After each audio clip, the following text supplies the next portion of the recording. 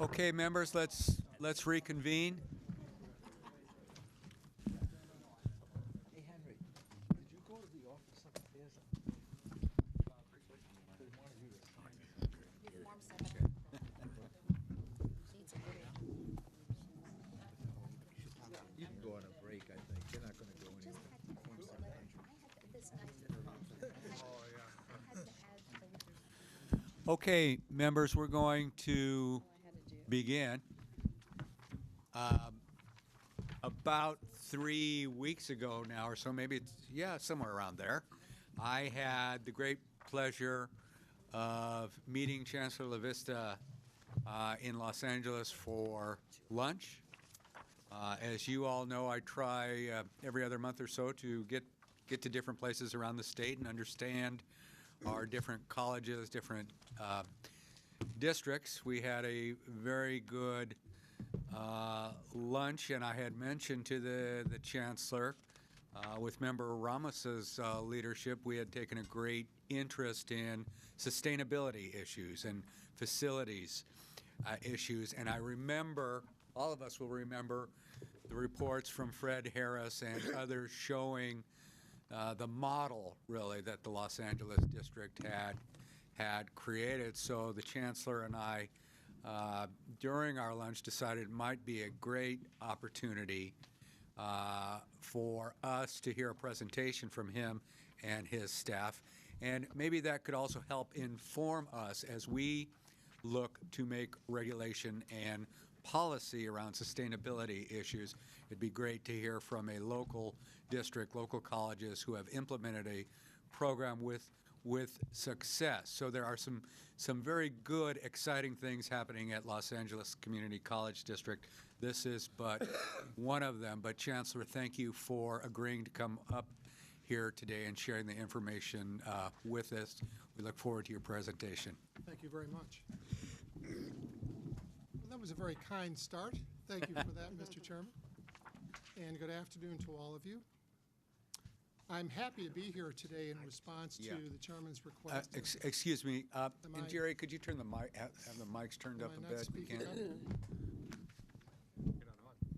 Go ahead, Is that Chancellor, better? sorry. Is that better? Yes. Okay. I'm happy to be here, and I'm flanked by two colleagues. To my left, Tom Hall, who is the Executive Director for Facilities, and to my right, Lloyd Silberstein, who is the Program Manager for our bond program. So we hope that we can make a short presentation, and then we invite your questions or your observations. Before you on page one is sort of the thinking that went into this presentation in a more linear way. It's denoted there.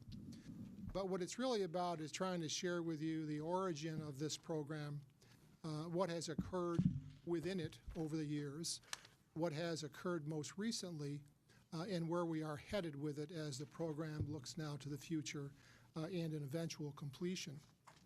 I thought it might be helpful, and I sure am glad you have copies, because who could read this from a distance? I thought it might be helpful just to give you a snapshot. We are, of course, one of your colleges. We are the largest district in the system. We are the largest system in the United States.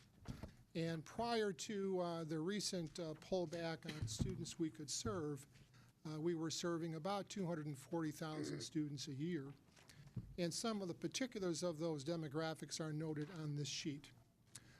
We, of course, serve large numbers of underserved populations.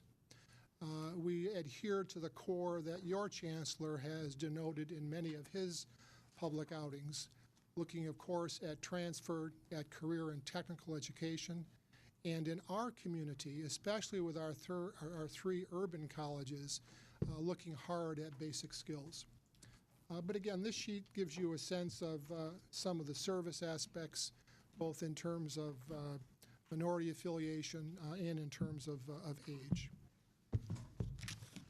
I'm about 18 months now into my tenure as chancellor, and I began my studies, so to speak, of the bond program while I was still working in Virginia as the head of the higher education board there. And my education has continued in these last 18 months. One of the things I learned is depicted in this slide, and that is, why to begin with did our Board of Trustees seek support through a bond referendum? And I tried to sort of go back over my own student work in that regard, and I've tried to denote here in these 3 bullets some of what I think were the primary reasons for the board's interest. The first had to do with just decades of neglect. I'm not sure you've been on many of our campuses, but before the bond program, gosh, they were in medieval type shape in terms of the kinds of quality, the kinds of things that we could offer to students. Many, as noted here, were 30 to 50 years old. They needed to be replaced, but it wasn't cost effective to do so. And I think to use one of the terms that you've helped to bring meaning to, student success, history says that our board didn't believe there was a good match between the student success aspirations of the district and, of course, the physical facilities that, with faculty and staff, contribute to a positive student success experience. As it turns out, history will show that not only was the bond question in 2001 successful, but succeeding bond programs in 03 and 08 were as well. So over the last 10, 11 years, then, the district has been blessed with, you see the figure there, $6.2 billion in bond funds and state funds. And we're here today to talk to you a little bit about how those funds have been used. Over the last year, there has been considerable interest in our bond program. And I think that it goes without saying that the sort of catalyst for that interest began just about a year ago to the day, February, March. The LA Times started a series of articles on the bond program, largely through the voices of 2 reporters who spent just about 2 years in preparation for I think it was a 6-part series. I have to tell you that indeed this interest, as expressed in the media, was a distraction from our student success focus, in part because of the tremendous response that we had to make. We estimate that we delivered thousands of documents to the LA Times. We estimated a little over $1 million in staff time to make those responses, to provide the documents, to arrange for the interviews, et cetera, that were corollary to the work that the Times did. I think it's important also to say that side by side with the work of the Times, as you may know, the state controller also conducted an audit of our program, and that led to new information that we could use with our regular ongoing performance and financial audits, which we, of course, were doing routinely each year. I think it's important to say here, and you may understand this keenly as a board yourselves, that our board, especially since it was newly configured last summer, really took an aggressive position on being a board interested in reform.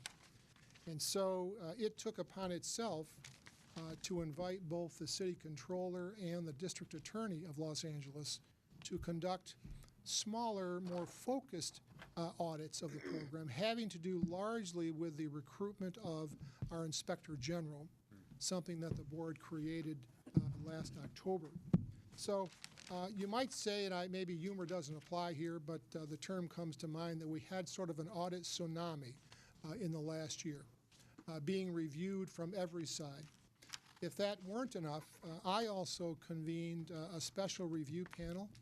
Fred Harris is here somewhere in the room. He was kind enough to join that panel. It was a group of experts in construction, also folks from the business community. And I formed that panel to look to a very specific charge that had to do with the primary findings of the audits I've just referenced. Their report was made public very recently, and the Board of Trustees at LACCD has formed a special ad hoc committee to address those findings. So we feel As I said recently to an editorial board at the LA Times, please stop referring to our program as the troubled LACCD bond program. We don't believe it's troubled any longer, and we believe that we've done a very good accounting of the things that we felt were problematic. Later in this program, you'll hear a little bit more about that. But I wanted to just say, before I pass the ball here to Lloyd, that again, trying to connect to you as a board, noted here are probably the central themes that our Board of Trustees has taken from both the LA Times articles and the various audits. And these are the things, I know this is an overused term, but at the macro level, that the board and I are trying to review in the coming months.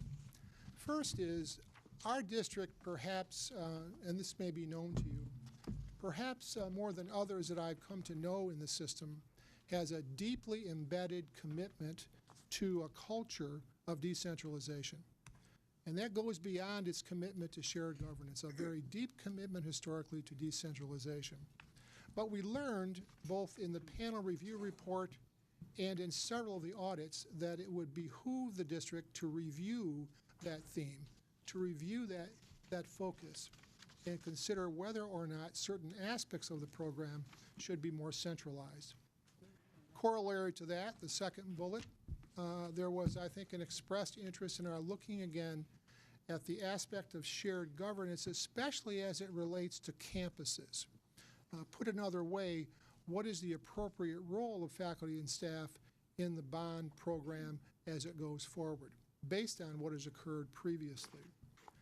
I think, too, and this is something that Lloyd and Tom and I are in the midst of right now, we picked up on the state controller's question, because it's a very important one, that had to do with the relationship that's noted here.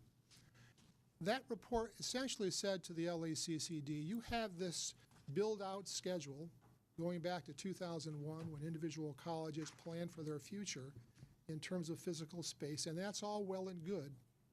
But should that schedule change, given our enrollment and given our ability to fund maintenance and operation costs?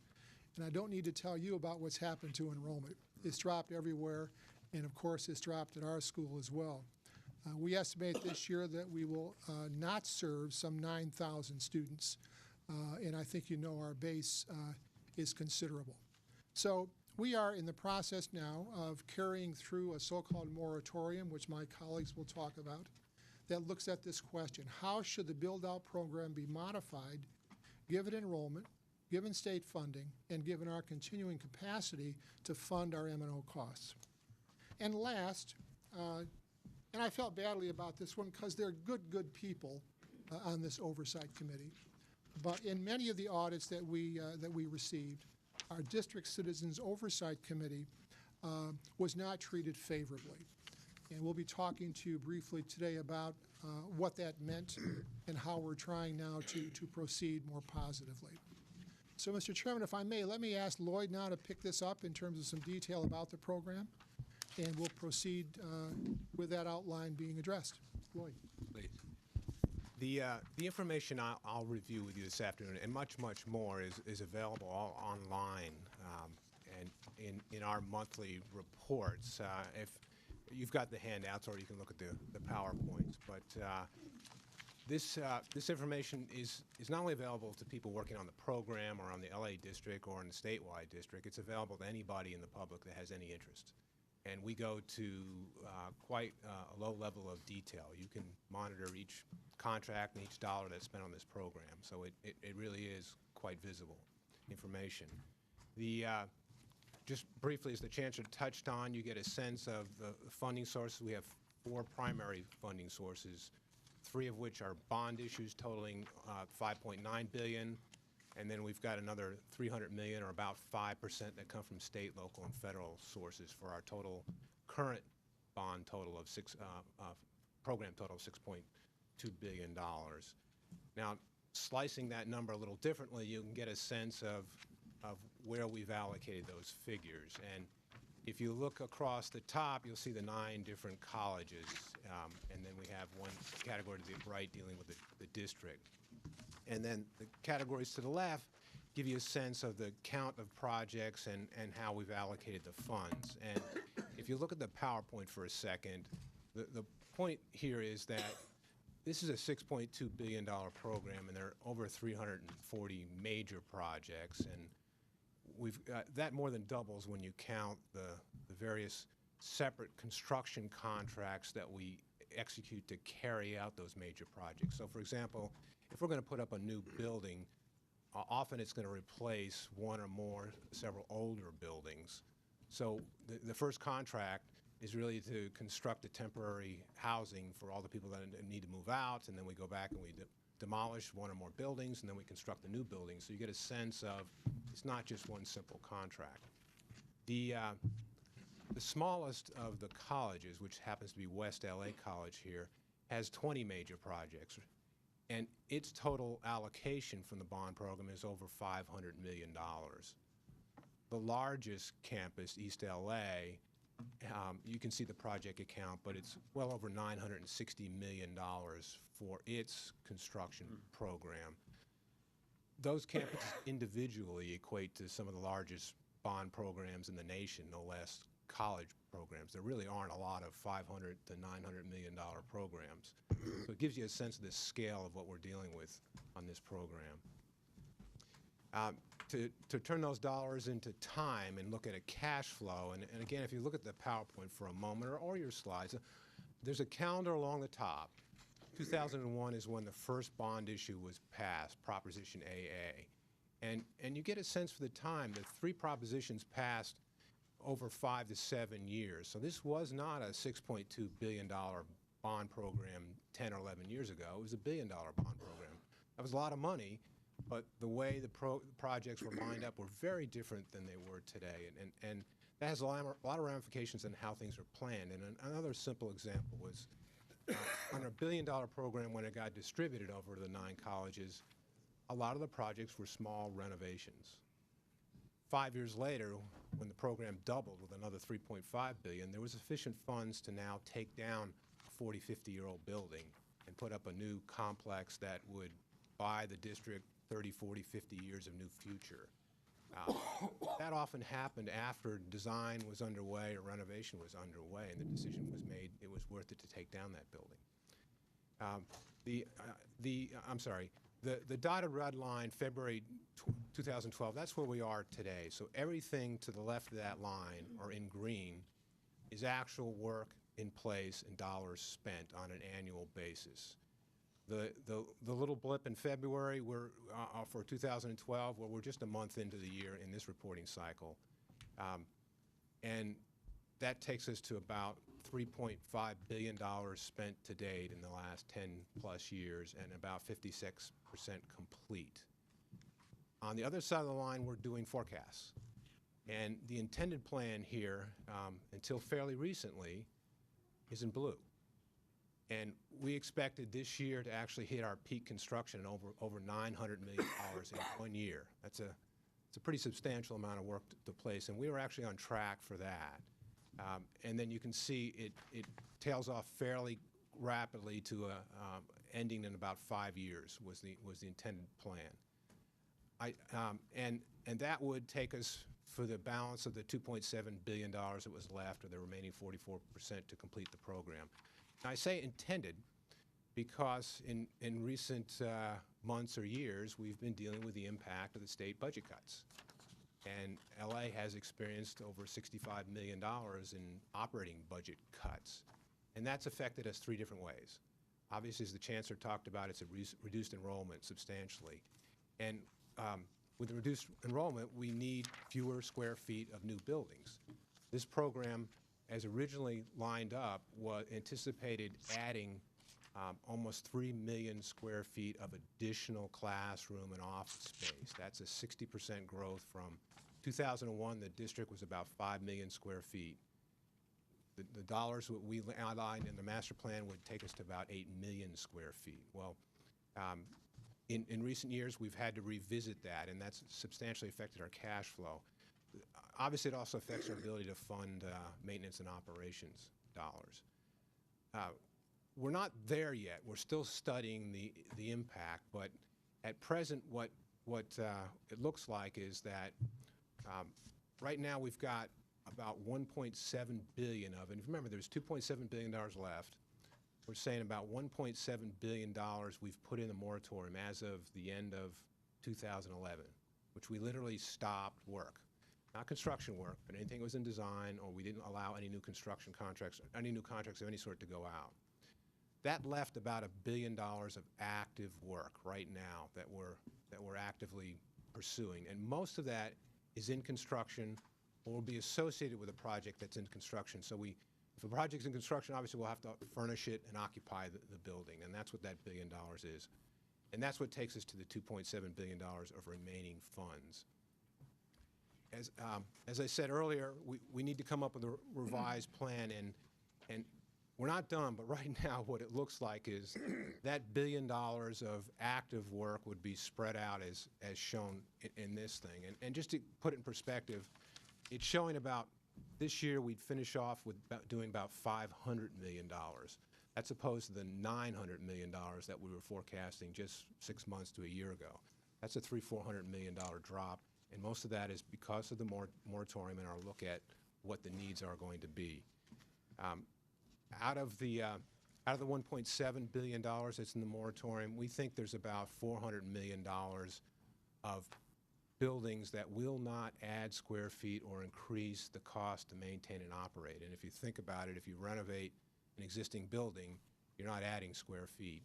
Or if you construct a new building that's going to replace several old buildings, you're not adding square feet. For us, it's not a funds availability. We have the bond dollars. We just need to look carefully if the demand is there because of the drop in student enrollment, and if the operating budget is there to pay the utility bill and to maintain that building. Again, that leaves about $1.3 billion of money that would be left in the moratorium. And that money would really flow as a function of when the state funding turns around. And of course, none of us know when that's going to be, but for illustrative purposes, we've assumed about 3 to 4 years when we can start back up and do some design work and construction work, and this is how we've put it out. That's extended our program in conservative basis by probably about 5 years. And we're studying the impacts of what that might mean. Right now, all the colleges are reviewing their priorities, and through the local governance process, they're figuring out what comes first and what projects should be deferred, maybe downsized or cut. I think from a purely construction standpoint, the unfortunate news is that it will substantially reduce the buying power of the district, and that's because at some point the cost of construction is going to come back. And the longer we delay work, the more opportunity is for escalation to hit in here. And one of the models we studied here was if funding allows us to state funding allows us to rebuild in 3 to 4 years, and construction prices start to come back at just a conservative 6 to 7% a year, we could lose $250 to $300 million in buying power. That means if we built the building today, we build $250 to $300 million more buildings. Now it would go into increased construction costs and increased soft costs for various consultants. With that, I'm going to turn over to Tom. So with this so-called audit tsunami that we've had a lot of opportunity to reflect on different things in the bond program and how we could improve it. As we start down the list, the first thing the board had really restructured the way they review the capital program, and we used to have a committee that was called infrastructure that had 3 members of the board on it.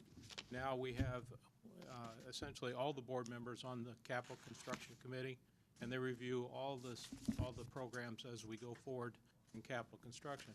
We've also put together from the board's perspective an ad hoc committee to review the special findings, like from the building program review panel report and some of the other audits that we've had.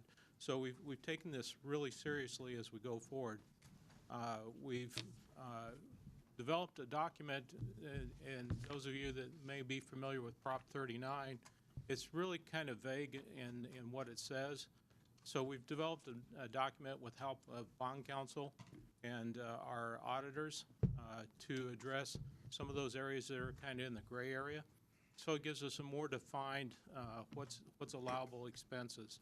And we've refined that again this year, and it's really helped to guide the people that are working on our program as to what is allowable expense. And some of these items that we put on the list are things that really aren't declared in Prop 39, but they're good things to do management-wise. We've implemented the moratorium for projects that are not under construction. And when we started this bond program, we were very much in a growth mode. Every year we were looking at growing our enrollment 4% or so, and then we were going to need more space. But for the last 3 years, we've seen 17% decrease in funding over the last 3 years, and projected maybe another 7% or more this next year. So if you look at that, that's about a 25% decrease in the amount of students that we'll be serving. So we're no longer in a growth mode, so we have to adjust our bond program to get there. And so one of the things we did is we stopped and we looked at the information that we were providing as to how much space was needed per student, and also how many dollars that we were going to spend on our maintenance and operation in order to keep the buildings clean and functioning properly. So we're well down the road in this process, and we will be moving things off the moratorium as quickly as we can that really don't affect those two items. We've introduced internal controls. We've on our scoring committees to make sure that there's no reason for questioning the way a bid gets scored when it comes in. And we've also increased our budget monitoring by doing forecasting of estimates at completion.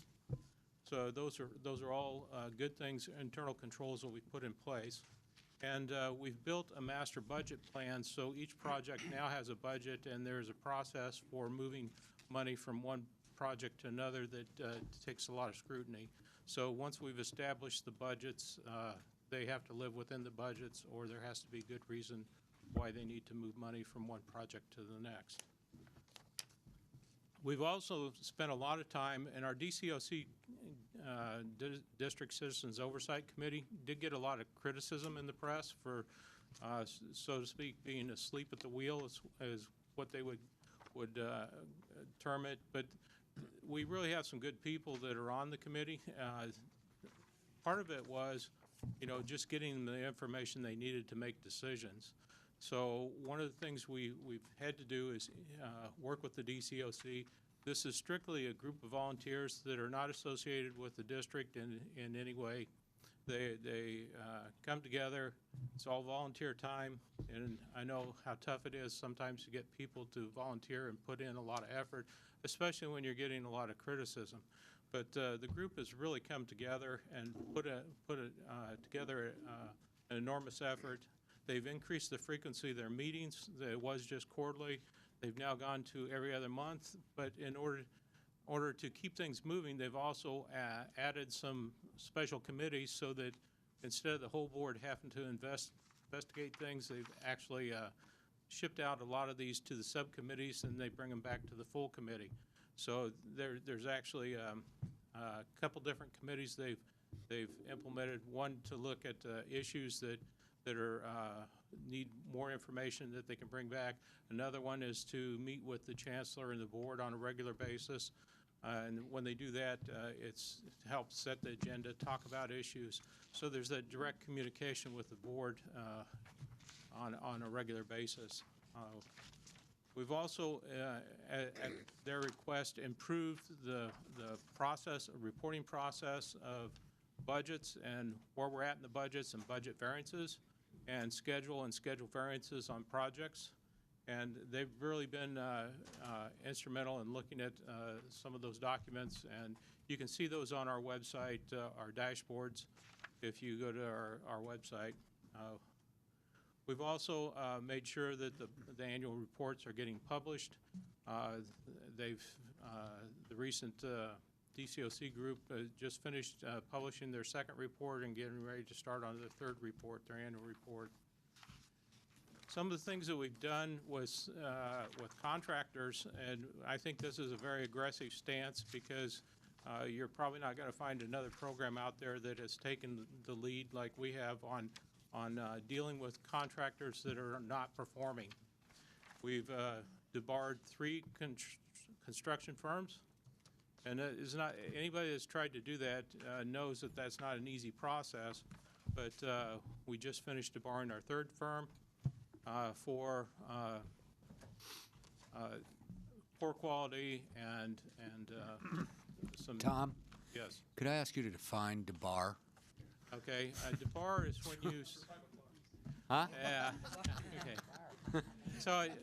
So debar is when you tell a contractor that they are no longer a responsible bidder, and within the district. So what that means is that they no longer can do business with the district. Okay. And that has implications that if that happens, then they have trouble getting bonding as a construction company, and it makes it really tough for them to do any public work. So not only does our program benefit, but other programs out there that have had to deal with those type of contractors. We've recently removed a poor performing company, a construction company that they weren't building according to the specifications. We stopped the process before we went any further, and the company chose to walk away rather than go through the debarment process, but their surety has taken over. We have also removed a poor performing project management company who was managing our projects at our West Los Angeles campus.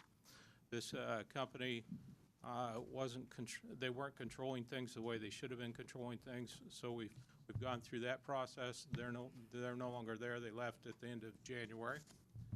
We've also removed an architectural firm. There was a lot of issues with some of their designs, so we have completed that. We're holding companies legally accountable for their performance.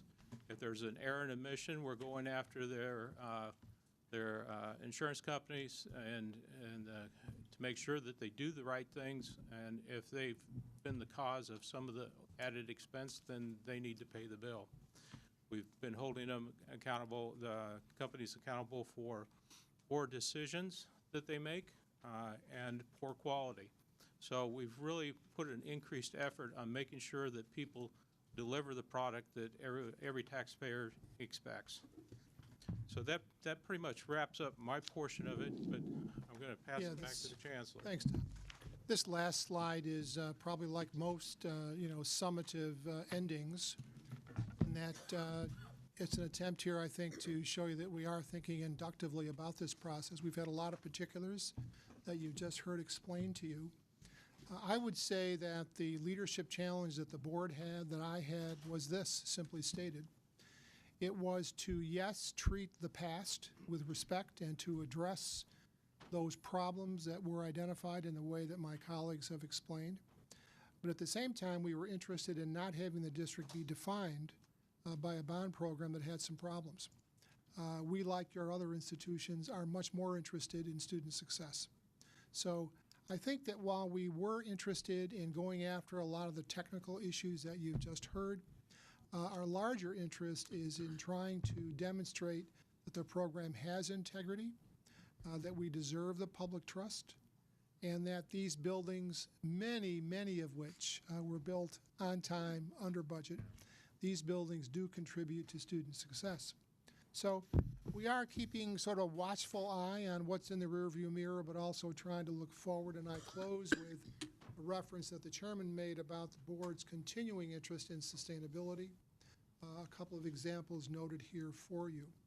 So again, we appreciate the opportunity to speak with you about this.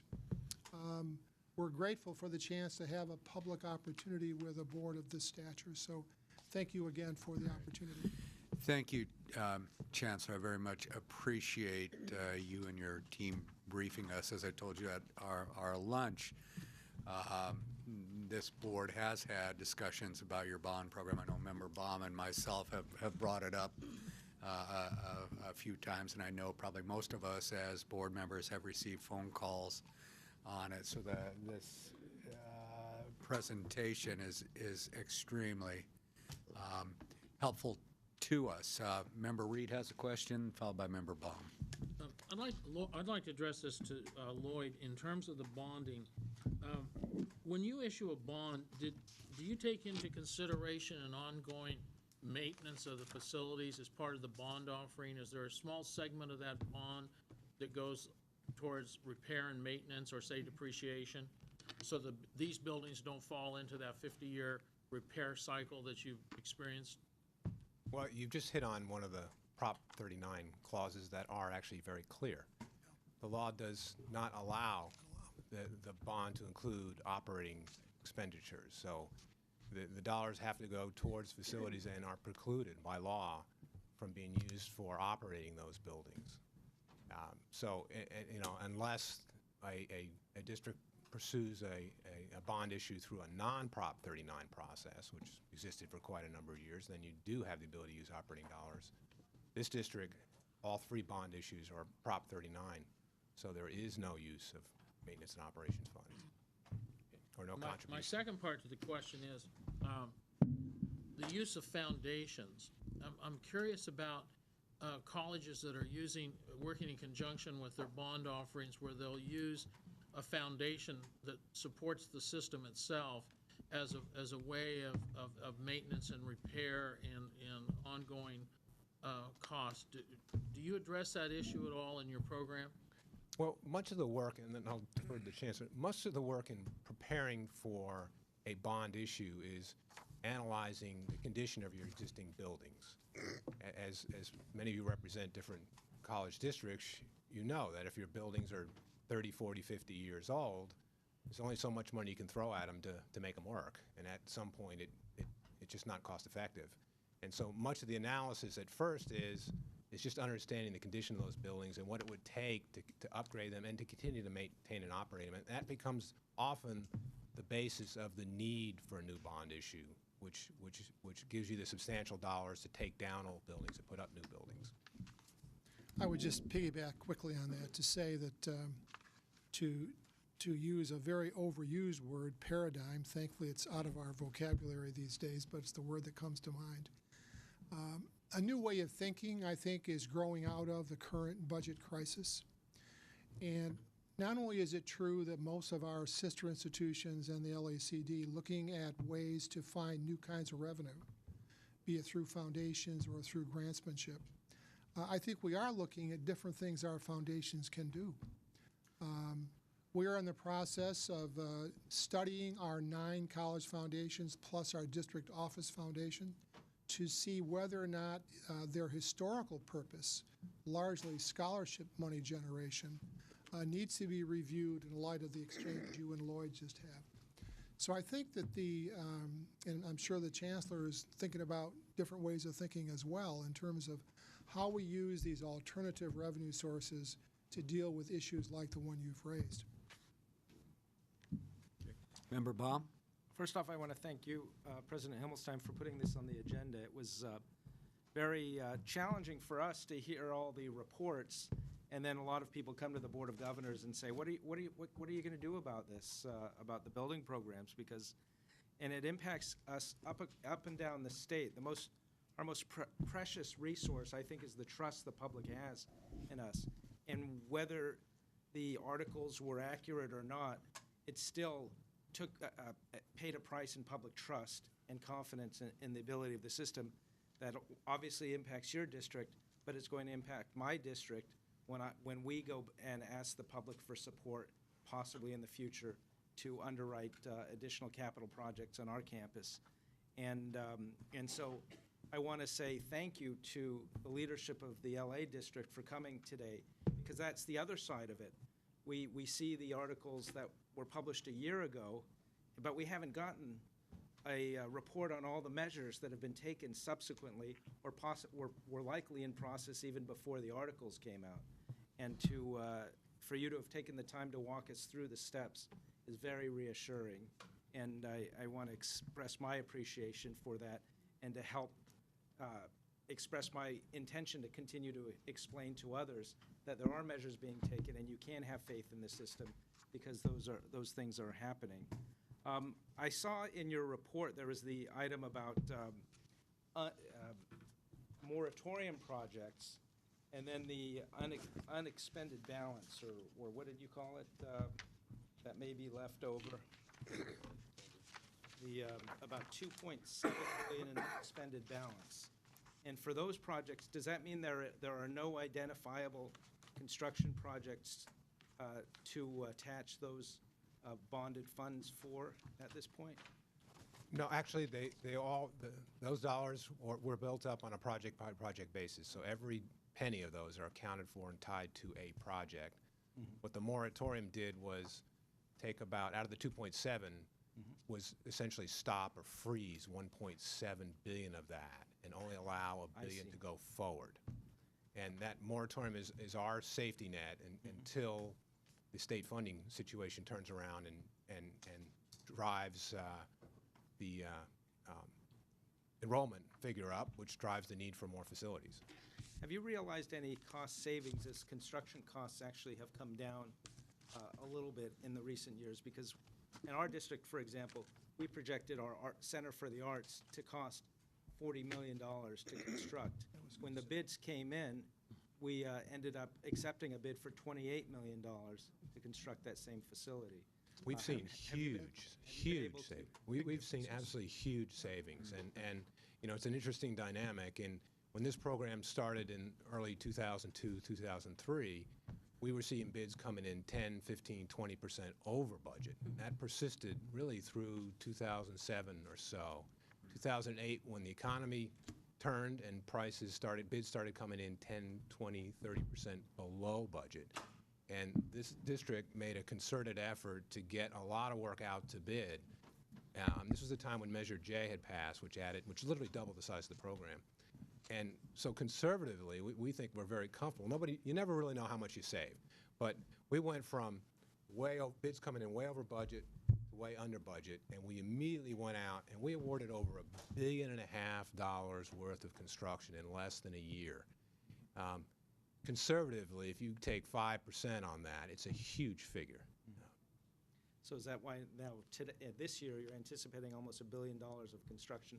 That's that pipeline that led to this? That's exactly right. Most of that work that work's already awarded and underway. Already gone, right? So will there be unexpended funds as a result of the bonds that you? Yeah, we will, to use the current idiom, we will break some hearts because we are imposing, we think, realistic standards that will apply to the use of space and the availability of our colleges to fund these new costs in a way that would meet these standards. So these are not popular decisions, I can tell you. And I think that the board's courage here will be vital to the success of this. But it's a variation on that build it and they will come. They're not coming in as large a population as they used to. Well, then, my last question would be, if there is the opportunity to not actually fully utilize the entire $6.2 or $3 billion of funds, one of the things we've looked at is there an opportunity to actually return funds back to the taxpayers in a way that would actually regain some confidence in the process that it's not all about how much we can spend, but how much we can use effectively. And if we don't need it all, we don't use it all. I think that the board has frankly not debated that point. I think that the theme it's adopted is more one of delay and expectation that the funding will return, and that at the point at which it does, the usual growth rate we've experienced will be in place, and that will allow us to continue to build out these campuses. But no, that issue has not been discussed by the board. I might add that the money the bonds don't actually get sold until you need them and you're going to use them. So it's the authority that you would have left, not not, because we wouldn't issue the bonds until we needed them. We're a different zone. Thank you very much, and I really appreciate your being so forthcoming and appreciate the reporting back to the Board of Governors. And thank you for your work, and if I just may again say thanks to our access to Fred Harris. He added great value to our building review panel, and we're grateful to have this group represented by him on that panel. Conversely, let me ask a question. I know Member Ramos wanted to ask something. Were, I guess, the dollars that you were able to collect, particularly over the past couple of years, were they not affected by a drop in property values at all? Is your We haven't had any problem selling bonds at all. Now our sister agency, LA Unified School District, has had substantial problems with that because their ability to sell bonds were tied to a cap in the tax. Oh, so yours was not? Well, we haven't come close to the level of added tax dollars that they would put on it. So no, ours is spread out over a long enough period of time that it hasn't hit those caps. Okay, very good. Member Ramos. Yeah, thank you, Mr. President, and thank you, all of you, for your informative presentation. I want to echo Member Baum's appreciation as well for, forthrightness and the initiative taken to come to us and explain firsthand what's been in play so that we are empowered as we interact with others to be accurate spokespersons and representatives for the system and for the LA component. I guess I have two questions I want to ask. One relates to the website reporting that you have on the building program overview. I think this is a really interesting instrument, and let me just clarify, is this something that was developed in response to and after the LA Times articles came forth, and this is an effort at transparency and reassurance in the community, or was this something that was in place prior to that? It's been in place for about 5 years now. I must say we've added more information, more detailed information, but no, it's been publicly available for well over 5 years. And is this something that's common practice I should know, but is this common practice throughout the system for our respective districts to provide this kind of public transparency? You'd really have to turn to Fred someone. has had affirmative, so Of course, I Fusion assume the reports answer is quite a bit yes. of this, and yeah. Well, I just want to, again, extend accolades to you for not only presenting this platform, but deepening the reporting, because I think in the spirit of regaining public confidence, that's obviously very important. The more substantive question I have is about the issue of costs in relationship to student population change, and this final bullet point that you close with on energy program sustainability, which is of great interest to me and a growing number of members of this board.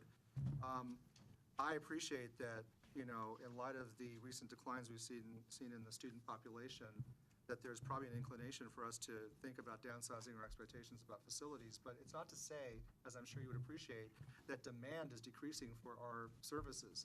Demand is increasing.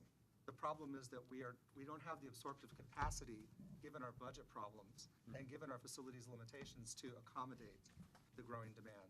So with that in mind, if we agree on that assertion, I wonder if, in addition to your thoughts about energy conservation and efficiency, has there been any thought given to actual changes in the physical planning and development of the facilities that you have in mind? Is there any smart planning or smart development efforts that you have that would enhance cost savings through maybe efficiencies owing to modularity in the design that would enable expansion or contraction based on use needs? Would there be any notion of combining departments or configuring developments in a way that are somehow more inclining towards multiple utilities as opposed to sort of just the old way we used to do it, separating disciplines and different plant facilities? Would any of this kind of thinking help you both on the cost side to diminish the actual cost impacts of these developments, and on the flexibility side in terms of being able to accommodate large changes one way or the other in student population? I'd begin by saying that I think we are in the midst of a classic form following function kind of attitude. I mentioned earlier the mantra that Chancellor Scott has often stated publicly about transfer career basic skills. In our district, we are taking that to heart and looking in terms of the form side of this at the place of college athletics, at the place of combining certain high-interest programs like nursing and dental hygiene, not making them available at every institution. I think we've reached that point where we simply cannot not only serve as many students as we would like, but serve them in the convenience mode that they are used to. I think once those plans are finalized, we'll look to Tom and his staff to see then how the function side can work. But I think we have the attention of our presidents because of the very scarce economy in which we live now, where this kind of necessity is becoming increasingly more familiar and necessary. Want to add to that? Yeah, if I could add to that, one of the things we started down the road on this building program, we developed sustainable building guidelines that tied closely to the LEED standards so that they could take the specifications and line them up with energy saving ideas. We also worked with utility companies and implemented energy savings by design. And so as we go through this, we review the design plans to see if there's ways to reduce costs. The biggest factor on energy is if you don't have to use the energy, that's your biggest savings right there. So I mean, we can put in the PV and we can put in the others to offset operational costs by leveraging our capital dollars, but if we can avoid using the energy to begin with, that's our biggest savings right there. So we've looked at ways that we can put in sustainable products, things that aren't going to cost us a lot of money down the road, and so all those energy things and all those sustainable things are part of our design criteria when we start out. Yeah, I'm just interested also in the actual space usage and the materials that are employed in the actual construction of the design factors on the campuses, because that will have a very major bearing on the cost basis over time. Absolutely, and we've looked at those things, whether it's the type of flooring you're putting in or the way we ventilate the buildings or condition the buildings. We've looked at all those different criteria as we get ready to construct a building to make sure that we will have a lower operational cost going down the road with that building than the old buildings that we had. Thank you very much. Chancellor, thanks so much. Very informative. Member Malumet? Quick Okay, question. sorry. I appreciate you coming here, and I appreciate you talking about under what we have done. How many holding companies are you dealing with to be legally accountable for their performance? I just don't have any sense. 1, 5, 100? Well, that's a good question because I've never stopped to count them. There's It's a many. huge program. We've got 39 buildings under There's construction many. right now.